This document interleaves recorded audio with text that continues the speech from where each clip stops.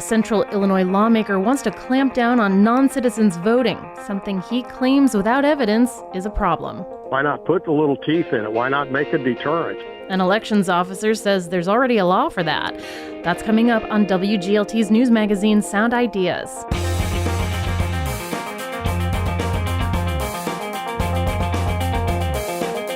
Good afternoon, I'm Lauren Warnicki.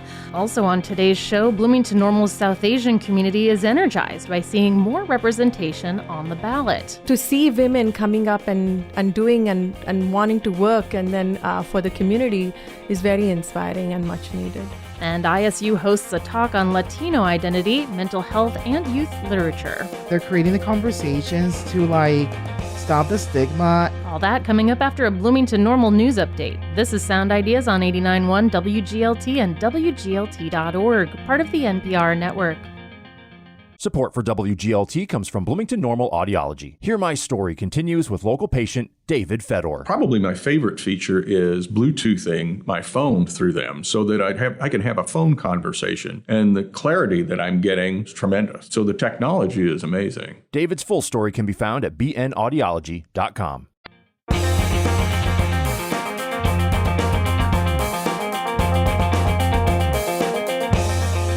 From the campus of Illinois State University in Normal, this is WGLT's news magazine, Sound Ideas. I'm Lauren Warnicki. There are few issues that animate conservatives these days more than immigration and voter integrity. Bring those two issues together, and you have a bill that a conservative lawmaker from Central Illinois has proposed. WGLT's Eric Stock reports on the proposal that an immigration advocate says is unnecessary and harmful. Dan Culkin's district includes much of rural, eastern, and southern McLean County. The three-term Republican lawmaker from Decatur won't be on the ballot in November. He's retiring. But Culkin says he's worried about other candidates whose names will be on the ballot and who will be casting those ballots. If you have an organization that is going around, particularly going around these housing areas where where we have these illegal aliens, and registering them to vote, I think that makes it pretty obvious. Is there any evidence that this is addressing something that's currently ongoing now in Illinois? I think it is. Unfortunately, this isn't going to get even heard before this election. But, going forward, I think this is an issue that I would hope everybody is concerned about. But is there evidence that is going on currently in Illinois where non-citizens are being registered and they're actively being sought to register? I don't know the answer to that question.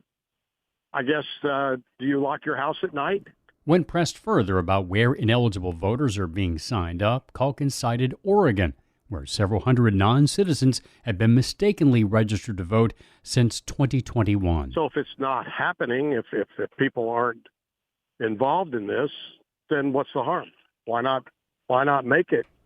Why not put the little teeth in it? Why not make a deterrent? Voter fraud does happen, but cases are rare. The Heritage Foundation, a conservative think tank, tracks voter fraud across the country. It reports 20 improperly cast ballots in the U.S. this year. Many were for false registration, buying votes, or voting multiple times. All but 4 led to criminal convictions. Illinois has had one confirmed ballot fraud incident since 2019, a duplicate primary election voter in Macon County in 2022.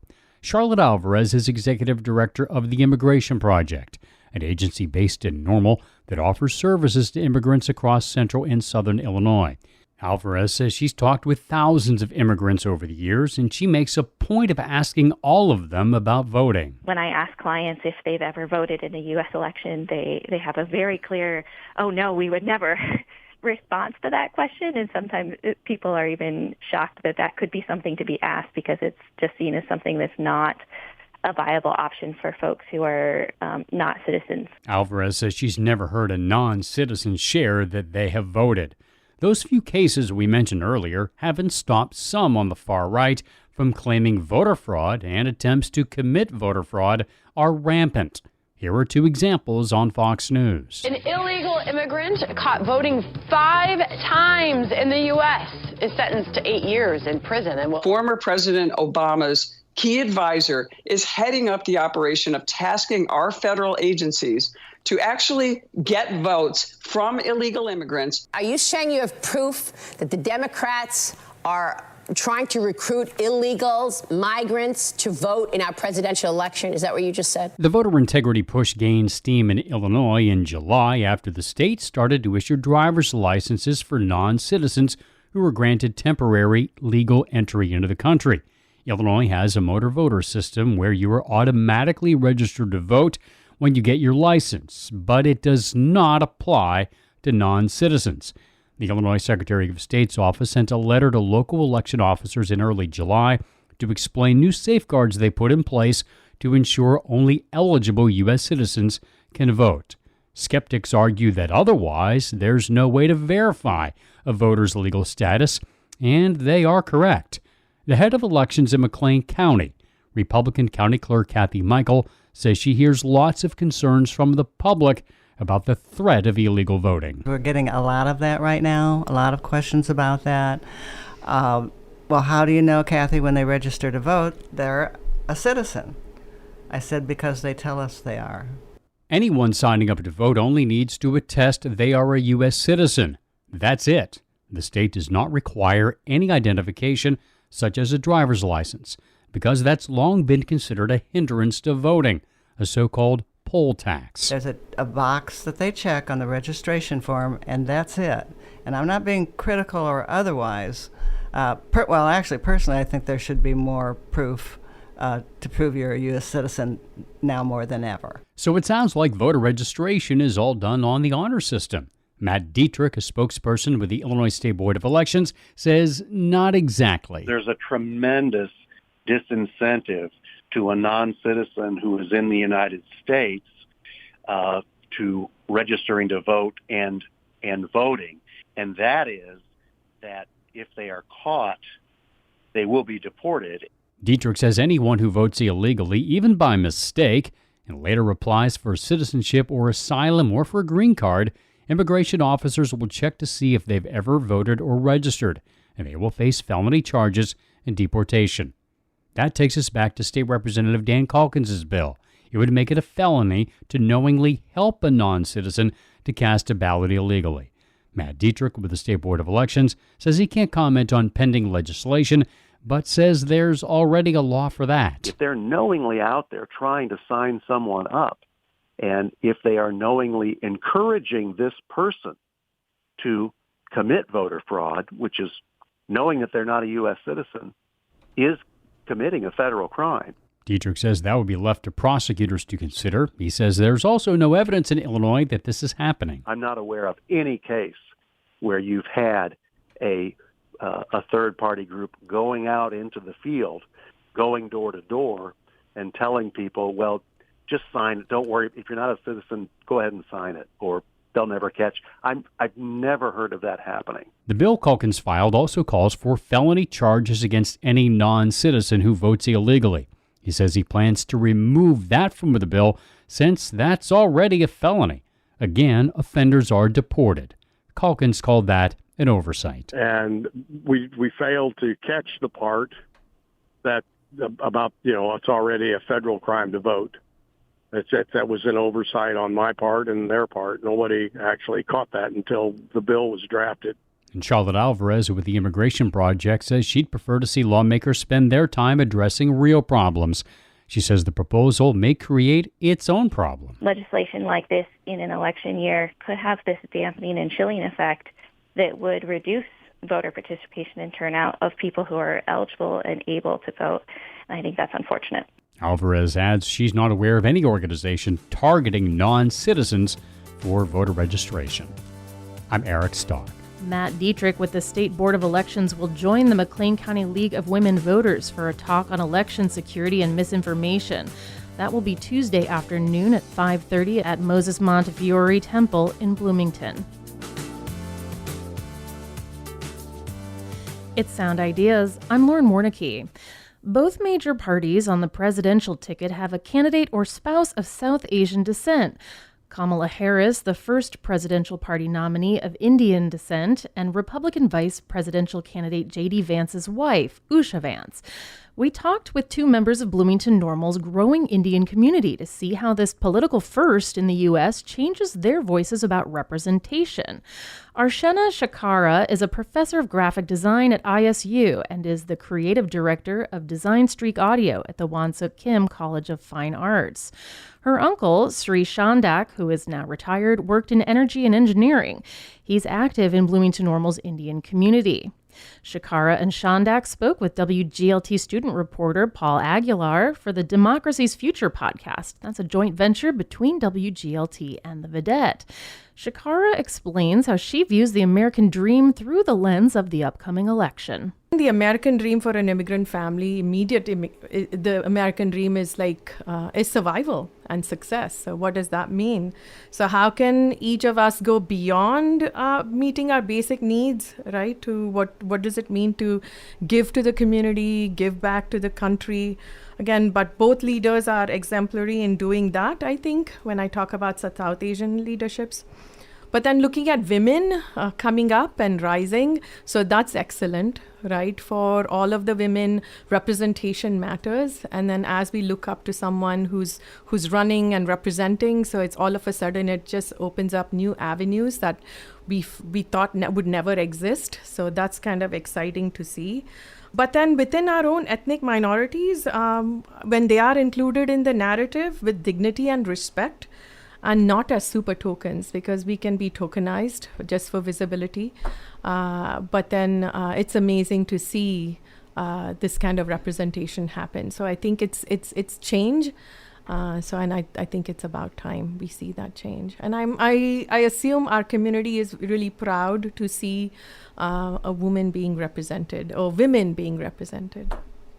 So do you see that having both candidates having South Asian representation, do you think this will lead to more political participation from the South Asian community running for political office in other ways? Well, I think I have to take you back for a moment to where we come from. And when I'm talking about the South Asian, and more particularly I'm talking about India. And as you know, India is one of the largest democracy, and USA is one of the biggest democracy, okay?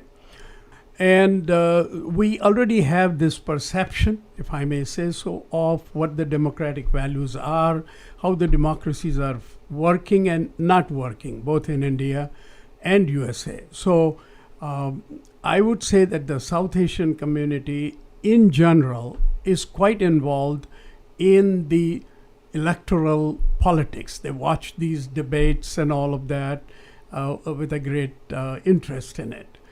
However, I would not connect that to the ethnicity. I think they're looking at it what everybody else is looking at it, that if I get good education, I would like to get the opportunities to grow, and I would like to be safe. I would like that there is a social harmony. And also, there is a lot of awareness among the South Asians. Maybe that's a cultural issue coming from India, that we honor and respect the nature a lot. What will it take to bring social harmony about, as you said? One of the things I like to point out to you is that in the 6 decades that I watched the politics, I felt that the candidates were very visible up until the election time. But after the election, their coming down at the public level, I felt was a lot limited. As I compare that with the present Prime Minister of India, that he goes there into the rural areas, he meets people who were not generally recognized. They may not be highly educated, but they are doing something that's very valuable. And he reaches that out. So that brings a lot of connect between the leadership and the people. And I think we need to do that here. Archana, do you have anything you want to say to that?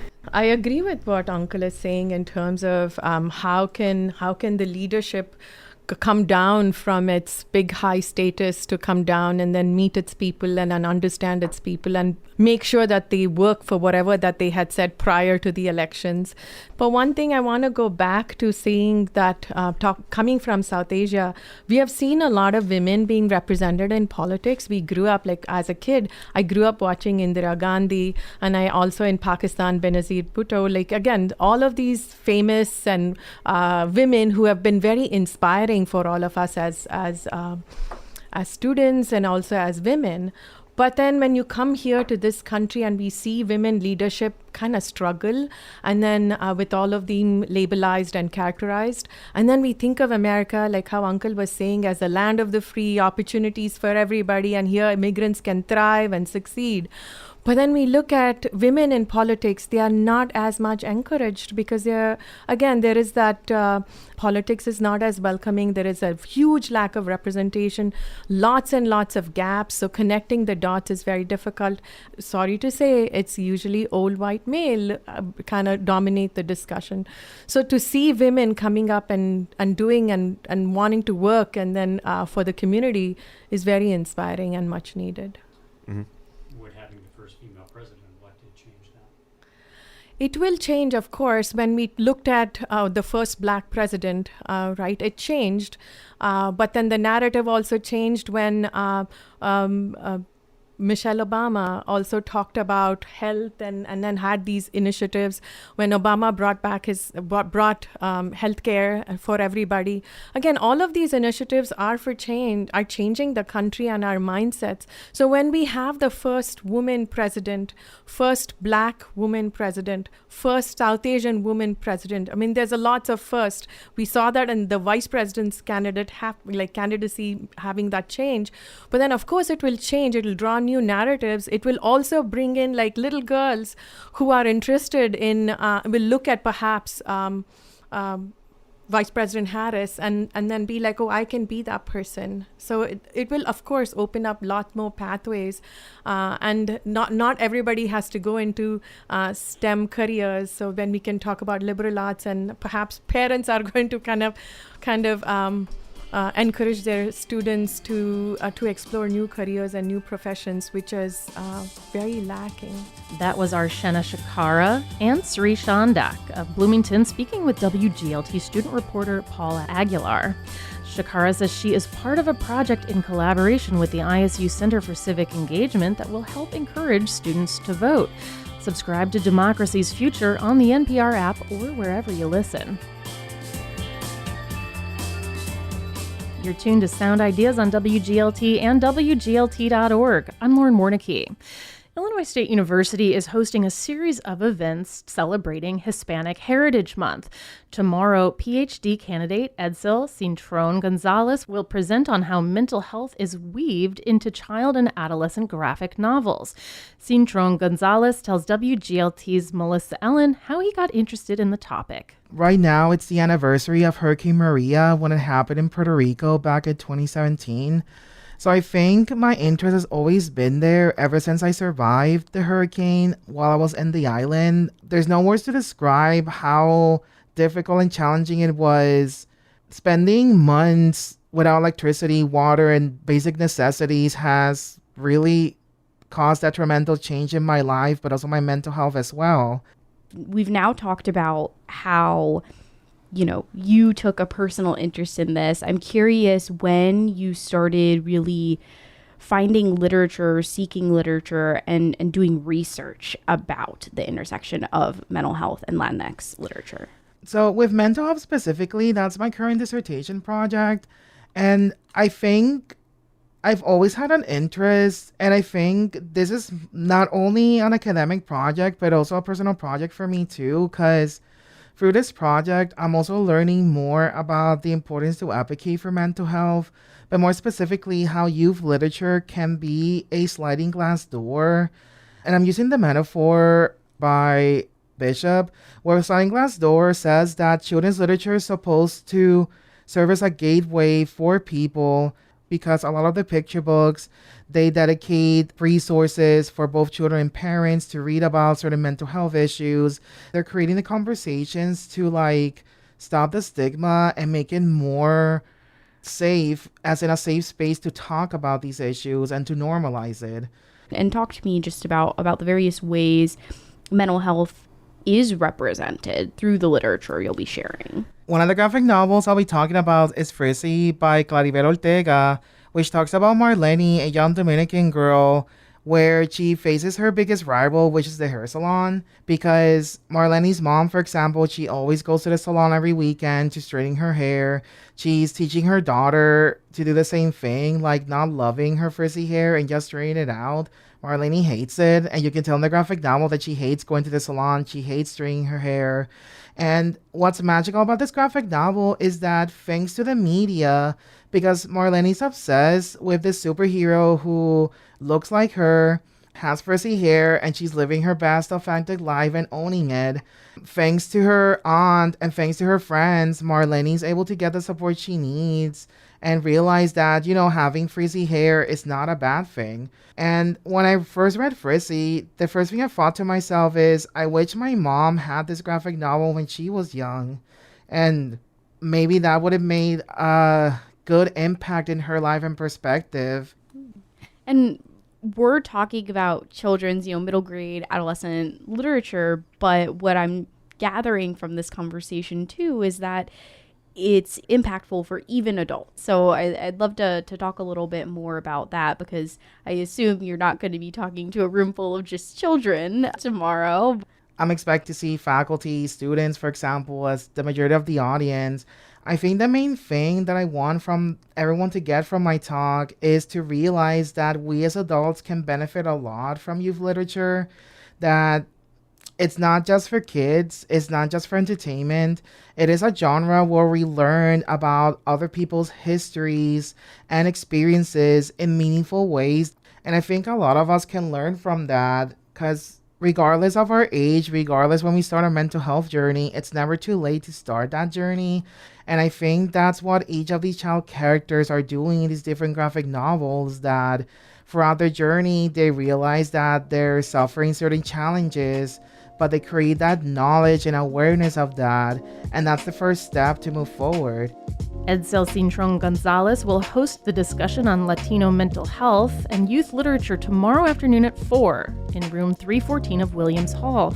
That's on ISU's campus. Melissa Ellen covers mental health as a Report for America Corps member. Report for America places journalists in local newsrooms across the nation to cover underreported topics. Support for WGLT mental health coverage comes from Report for America and Chestnut Health Systems, caring for the community's physical and mental health and celebrating 50 years of service. Thanks for choosing WGLT's Sound Ideas, made possible in part by Bloomington-Normal Audiology. I'm Lauren Warnicki. We had story help today from WGLT's Eric Stock, Melissa Ellen, and student reporter Paul Aguilar. Bren McMonigal edits the show. This is 89.1 WGLT and WGLT.org, part of the NPR network.